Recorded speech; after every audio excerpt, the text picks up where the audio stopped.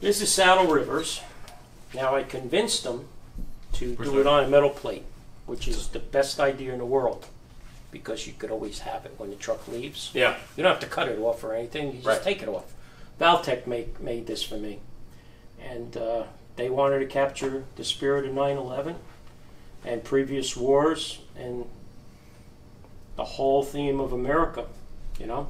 Yeah. So I started in upper right-hand corner with the Arizona. The Pentagon getting hit right here. Yeah. Marines at Iwo Jima. I believe this is the Kitty Hawk.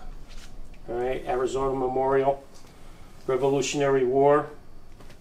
And down here is a fallen comrade here, buried with his rifle and his helmet.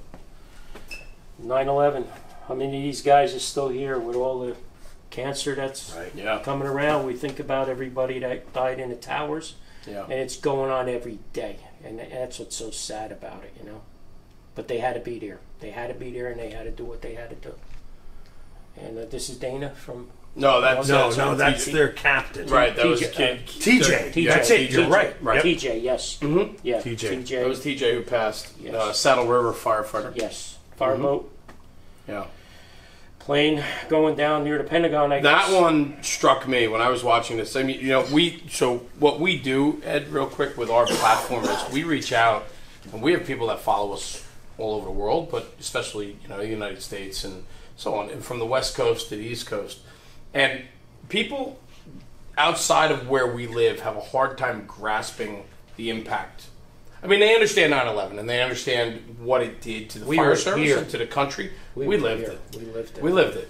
And talking real quick, like, you know, I was chief at that time, and it was a very strange. I mean, just leading up to it felt very strange. I couldn't sleep for a couple days, and I think that was just me too. And we had talked about that earlier. Yeah. You know, it was a very odd time, and actually, they were putting 4 new tires on my Chiefs car that day, and they picked up my car at 5 in the morning, and I just looked at the guys and I said, "Please keep the other tires off to the side, because you know we're going to have the big one today." And I was partially kidding with them, but you know.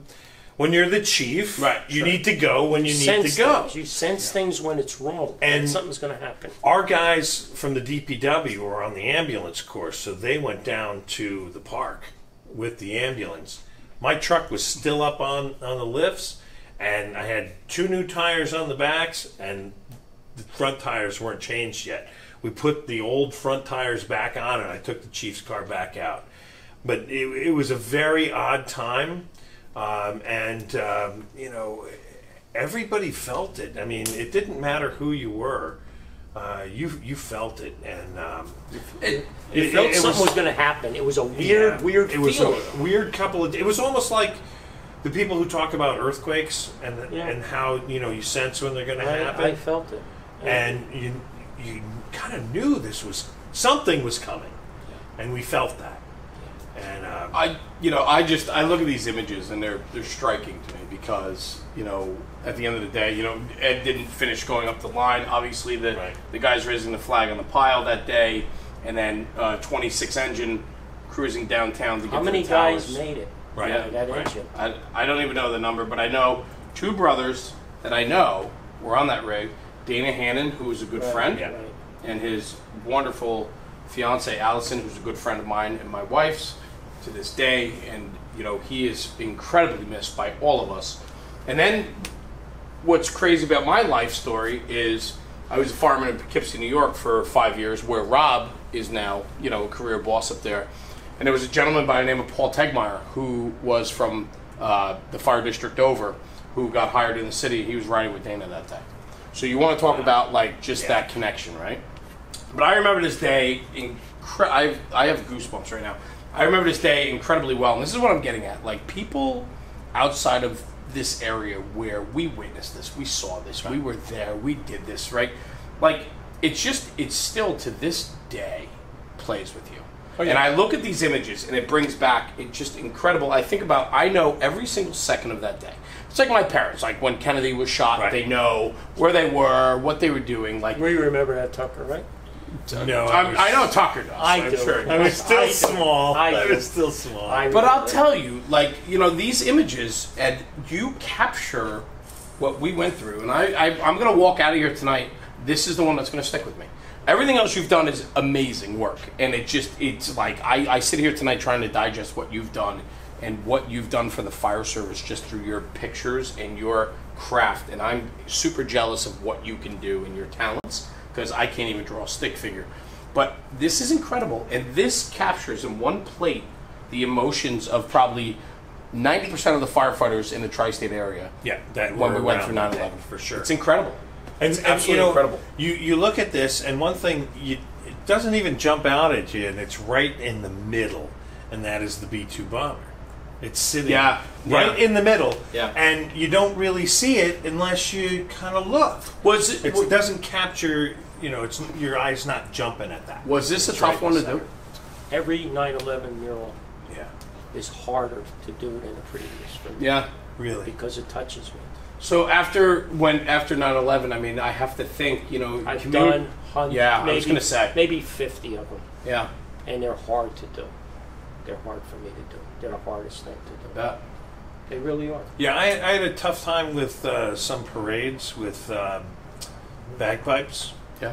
After this. Well, I still, Amazing Grace, I tear up every single time. I mean, it's just a thing in the fire service. Like, you know, and Ed, like, but for you, we rely on people like you to bring forth these memories for us, right? To memorialize what in the fire service we go through. Like, if you look at all your pictures, you look at, you know, you're capturing fires, antique fire apparatus, experiences that departments have, their old firehouses before they burn down, like all these things. And you're tasked with coming up with and being able to represent all of those feelings for us. And for that, I'm grateful, because tonight is fantastic. And something like this, to me, speaks volumes. And to be able to do this for us is incredible. Really is. Like, I sit here in awe. And the nice thing about Eddie is he'll come and talk to you and he'll say, well, kind of where are you going with this? And then if you know Eddie and you've had him do work before, you give him a few hints, and then he kind of does you do your own thing. Yeah. I never could be a firefighter. I really wanted to. I got a bad back with scoliosis. Hey, you're one of the brothers anyway. Of course. And we love you. Of course. You're part of the family. And I chose to specialize in this. You're part of the family. There's no doubt. And I thank you for letting us capture your story. And we have so much more to do with you. But, you know, I mean, your story is endless. And, you know, with 40 to 50 years of doing this, you know, it's not easy for us to capture it within an hour or two. My back feels it. I still stand and do it. I love it. And one of the toughest things was I broke my leg, and when Tucker's truck came in, I knew there was a lot of work, but I forgot it was painted wheels, and I had to do the stripes around the wheels, and it was kind of rough with a crutch and a wheelchair, but I managed with your help. And you had Rich with you? Rich was fantastic. Yeah, he was good. He chaperoned me around. He drove me around, and when it came to Hohokus's truck, I said, Rich, I need some help with the top stripe on there. Can you help me? And he laid a nice straight paint line, and I says, did you ever do this before? And he said, well, I was semi-pro pitcher. I almost got pulled up by the Phillies. No shit. And I messed my shoulder up, and I says, did you see a catcher's mitt at the end of that stripe? Because that's the straightest stripe right into that catcher's mitt. Yeah. And Woody helped me over the years too. Yeah. Helping me tape the trucks up. Yeah. It's been a long, long time. A lot of hours, and everything here comes from here. Yeah. And we are incredibly thankful that you trust us with your story. And for you to spend the time with us tonight. And I promise you, this is not the last time you're going to see us. Because to me, it's all about this, and it's all about the pride and tradition. And you bring that forth. You help to keep all of that. Please. I try. Yeah. I try. Yeah, and we need to get your story out there so that the brothers out there understand what you do and what you bring to our business. Because our business is all about culture and tradition. Yep. And without gentlemen like you, we don't get to document it and keep it. This documents history. Thank And this will be here much longer than all of us. It'll be And here so- much longer than decals. Say no to decals. That vinyl garbage belongs on the floor. That's great. That's good. It's not fake news. It's fake artwork, fake gold leaf, fake lettering. Everything with it is fake.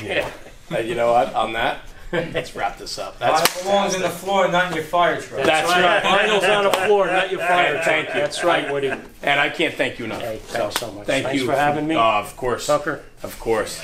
we were friends a long time, buddy. Goes Love it. back. I love Fellow it. artist. So,